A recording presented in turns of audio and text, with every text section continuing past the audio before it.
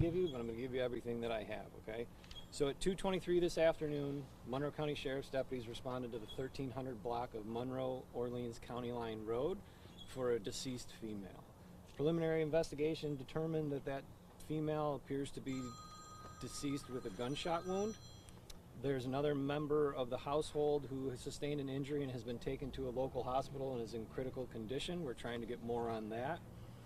This is an isolated incident. There is no threat to the public at this time. Deputies got on scene. They secured the scene right away. Our major crimes unit is here investigating, doing a neighborhood canvass, trying to get all the information that they can. Our crimes victim specialist is here working with the family through this difficult time. The road is going to be shut down between Sand and Morton roads for as long as it takes for us to do a good and thorough investigation.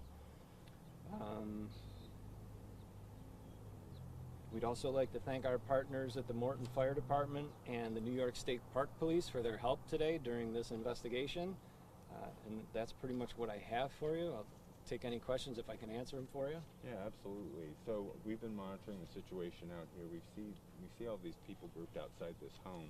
Can you explain why they've been out there and where the scene of the person that was dead, where that body was found? So everything happened inside the house. Everybody that you see outside the house is family, friends, neighbors. As you can imagine, it's a difficult scene and a difficult time for them. So naturally, they're together trying to support each other, and we're here trying to support them as well. Deputy, you said the public's not in danger. Can you elaborate why that might be? As far as you don't have a suspect, but I mean, why do you guys think the public's not in danger? I guess is what I'm asking. Because everything happened inside that house, and it seems to be contained just to that house. So, we're still trying to figure out exactly what happened. There's a lot of investigation to do, but there's nothing that leads us to believe that there would be any kind of danger outside of the house. And so why does the road remain closed? Because of the investigation, okay. And the family's down there. The medical examiner is going to be having to come here, and we've got deputies and family members walking across the street trying to do the canvass and just trying to get as much information as they can. So for their safety, we don't want a lot of traffic coming through there. Can you describe any of the situation that may have led up to what happened inside the home? No, that's definitely something that we're still trying to figure out. You got to remember, we show up at the end of something, right? So we have to try to backtrack and figure out and gather that information. And it's definitely one of the questions that we have, but we're trying to figure that out. Can you say again, what were the ages of the victims, and were they male or female? So the deceased is a female, and the other member is a male. But as far as the ages and all that, we don't have all of that information yet. And because of the family, we're going to hold off on any more information we put out on them, just to make sure everybody's notified. We don't want anybody to find out that their loved one's deceased this way. How did is there any clue of how the person died? Which the person that was found dead? Yeah, it appears right now from gunshot wound. All right. And can't say if it's a domestic dispute or anything like that. We don't know at this time. We're still trying to figure that out. How long do you anticipate the roads being closed for?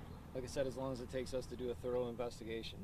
These are people's family members and friends, and we want to make sure that we get them all the answers that we're talking about here today.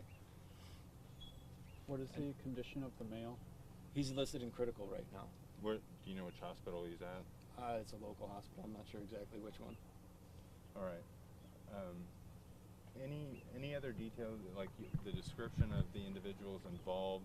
I know you said you can't release more than you have right now. When something like this happens, what does it do to communities like this? Anything you'd like to say about what community members here, maybe neighbors, are scared, wondering what's going on? Yeah, I mean, I would say it's definitely heartbreaking. We've got to remember there's families that are involved, there's neighbors who are involved, and people who knew these individuals. And anytime there's a loss, it's tragic and it's extremely difficult, especially when it's a loved one. But again, it's just got to be a really hard situation for everybody, and that's why we're here. And like I said, our crime victim specialist is here trying to help them. Fitz here trying to help them work through that, and we're just trying to help out as best we can.